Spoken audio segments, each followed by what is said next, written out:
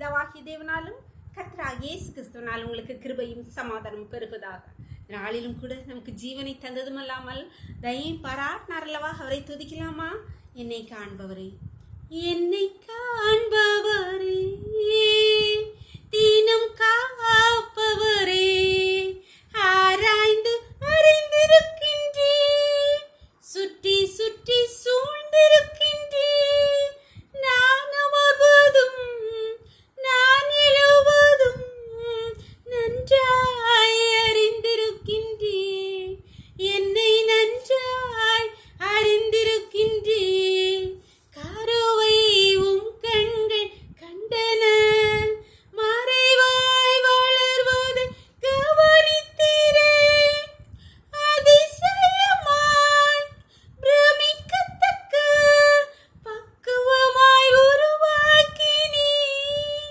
நன்றி ராஜா, இயேசு ராஜா, நன்றி ராஜா, இயேசு ராஜா, என்னை காண்பவரே, தினம் காப்பவரே, ஆராய்ந்து அறிந்திருக்கின்றே, சுற்றி சுற்றி சூழ்ந்திருக்கின்றே, நான் அமர்வதும் நான் எழுவதும் நன்றாய் அறிந்திருக்கின்றே, என்னை நன்றாய் அறிந்திருக்கின்றே.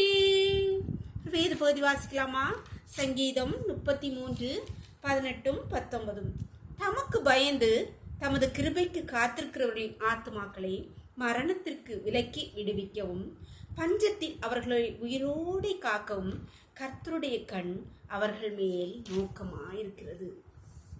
இங்கே கர்த்தராகிய ஆண்டவர் தாவீதை கொண்டு சொல்கிறார், கர்த்தருடைய கண் அவருக்கு பயந்தவர்கள் மேல் நோக்கமாயிருக்கிறது. பொதுவாக நாம் நம்முடைய பிள்ளைகள் மேலே எப்பவும் ஒரு கண் வச்சுப்போம். அவங்க எங்கே போகிறாங்க, என்ன செய்கிறாங்க, படிக்கிறாங்களா, வேலைக்கு கரெக்டாக போகிறாங்களா, வேலையெல்லாம் எல்லாம் கரெக்டாக செய்கிறாங்களான்னு நம் பிள்ளைகள் வளர்ந்தா கூட, சின்னதுலேருந்தே வளர்ந்தா கூட நம் பிள்ளைகள் மேல் ஒரு கண் எப்பவும் வைத்திருப்போம். ஏன்னா அவர்கள் மேல் நமக்கு பாசம் அதிகம்.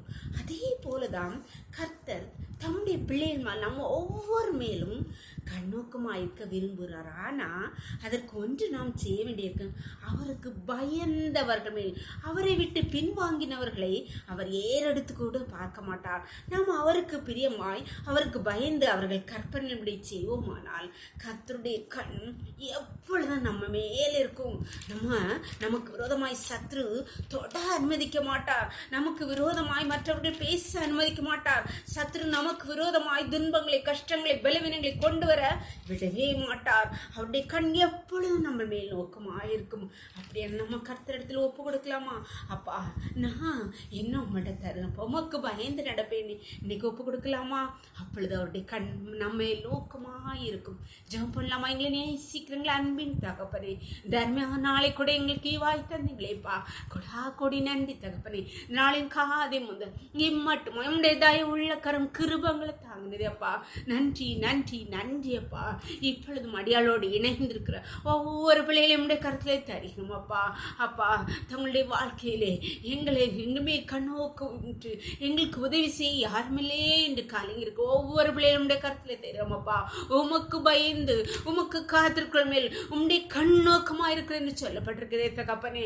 அப்பா, இப்பொழுதும் தங்களை ஒப்பு கொடுக்கிறார் அப்பா. நான் உமக்கு பிரியமாய் வாழ்வேன் அப்பா, உம்முடைய சொற்படி கேட்பேன் என்று ஒப்பு கொடுக்கிற ஒவ்வொரு பிள்ளைகள் மேலும் அப்பா உம்முடைய கண் நோக்கமாய் இருப்பதாக. அவர்கள் நடக்கிற போதும், எழுந்திருக்கிற போதும், படுக்குகிற போதும் கர்த்தாவே, ஒவ்வொரு காரியங்களையும் செய்யும் போதும் உம்முடைய கண், உம்முடைய கரம் அவர்கள் மேல் இருப்பதாக கர்த்தாவே. உம்முடைய கருத்திலே ஒவ்வொருவரையும் தாழ்த்தி தருகிறோம். இந்த ரவுக்களை மூடி மறைச்சுக்கோங்க. சகல துதியும் கனமும் வல்லமையும் பலனும் ஞானமும் எங்கள் தேவாதி தேவன் ஒருவருக்கே செலுத்துகிறோம். இயேசுவின் மூல ஜெபங்கள் நல்ல தந்தையே, ஆமென். God bless you. கர்த்தர் உங்களை ஆசீர்வதிப்பாராக. ஆமென்.